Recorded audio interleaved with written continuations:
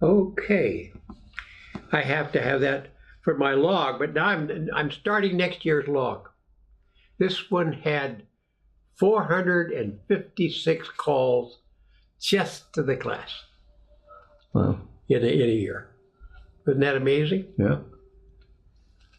And of course it had more than that.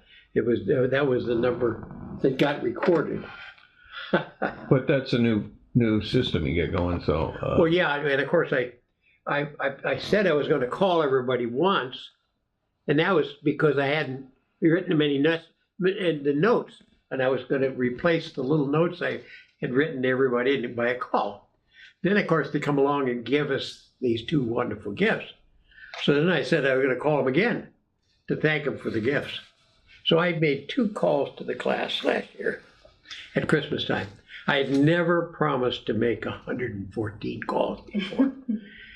So I didn't really know whether I could do it. First set of calls I actually did in 5 days. The middle day was Thanksgiving. I didn't call anybody on Thanksgiving Day. For many, many years,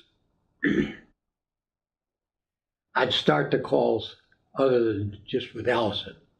It just didn't seem fair that he should always get the first call.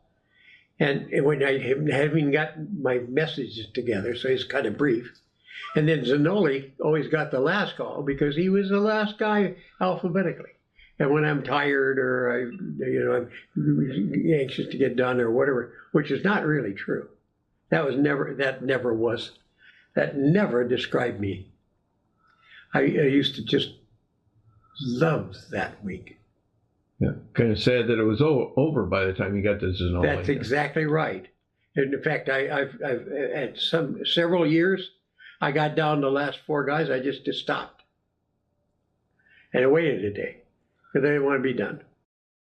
Isn't that ridiculous? Yeah, well,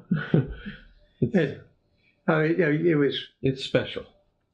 It is special, and it's fun. The thing is, it was 60, 70, 80 hours. All was joyful. None of it was work. You can't put hours as work. Not when you're talking to loving people,